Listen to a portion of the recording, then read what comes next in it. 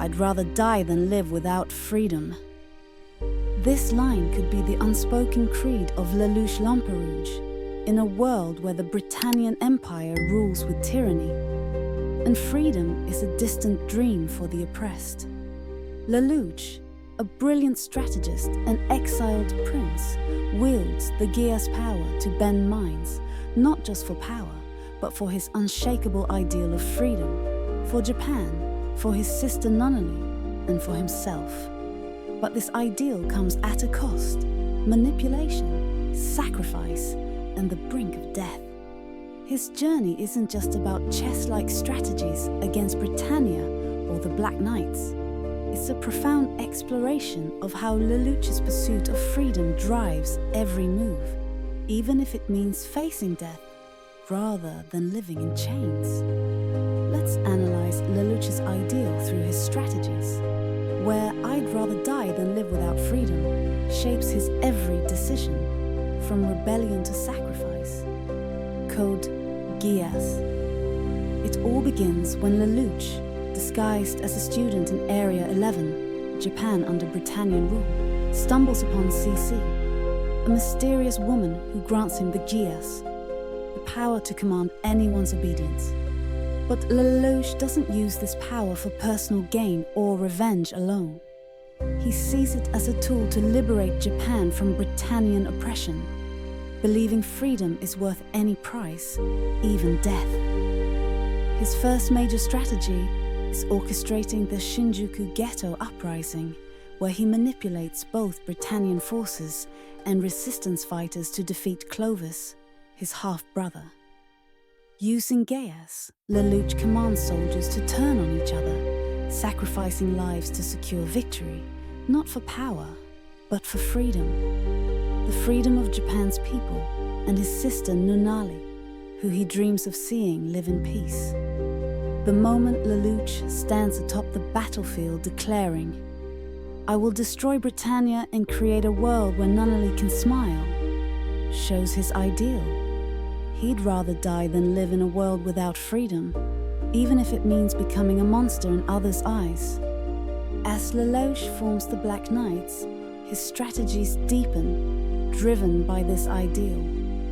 Confronting Cornelia, the second princess and a formidable Britannian commander, Lelouch uses Geass and tactical genius to outmaneuver her forces in Narita. He sacrifices countless lives, including innocent civilians, to trigger a landslide, securing a victory for the Black Knights. This isn't about personal glory, it's about freedom for the oppressed.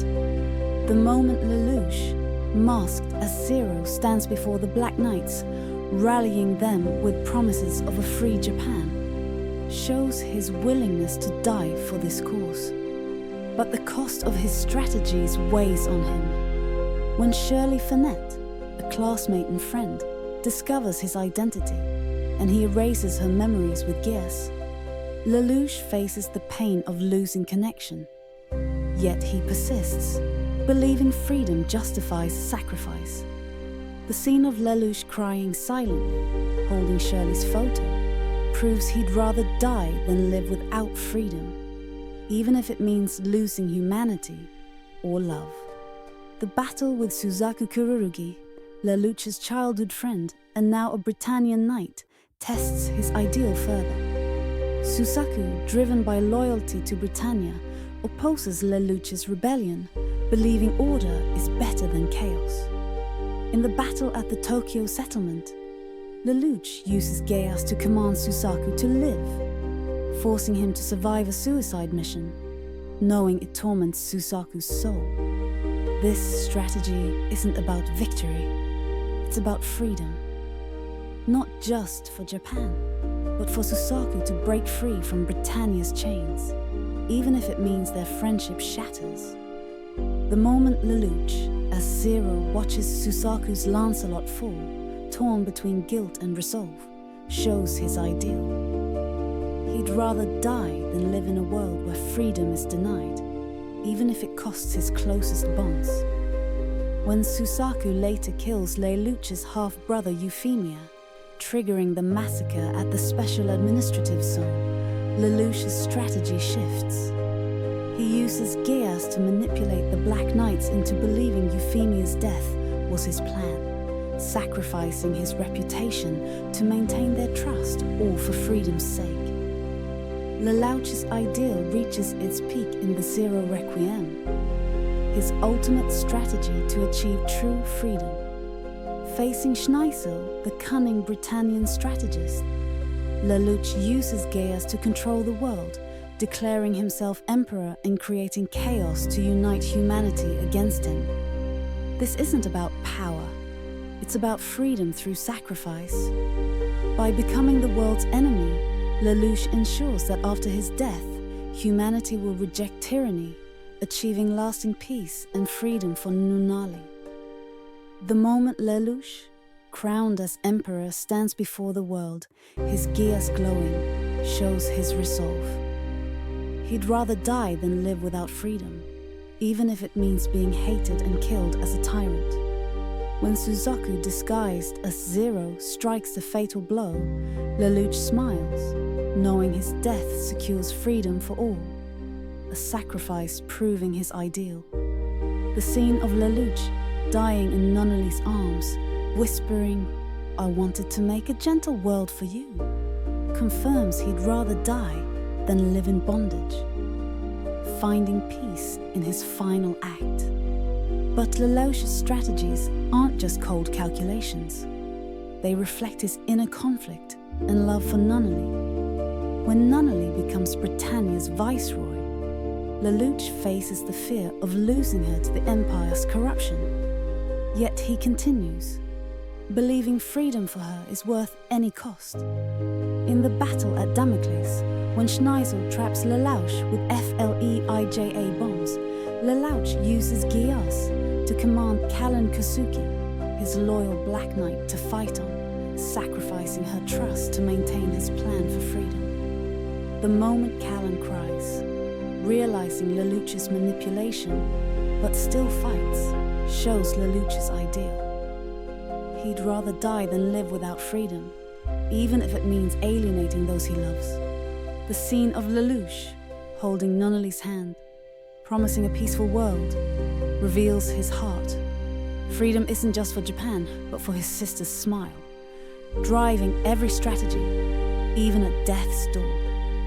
Lelouch's ideal also contrasts with other characters, like Suzaku, who chooses order over freedom, or CC, who seeks redemption through Lelouch's freedom crusade. When Suzaku joins Lelouch in Zero Requiem, sacrificing his identity as Zero to kill Lelouch, their bond proves freedom's cost. Suzaku lives in guilt, but Lelouch dies for freedom's sake. The moment Suzaku cries, striking Lelouch, shows their shared ideal. Both would rather die than live without freedom, though their paths differ. CC, granting Lelouch Geass, sees his pursuit as her redemption, believing his death for freedom fulfills her wish.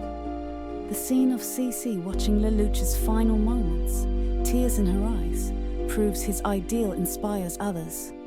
He'd rather die than live without freedom, leaving a legacy of sacrifice. I'd rather die than live without freedom. Lelouch's journey in Code Geass is a profound testament to this.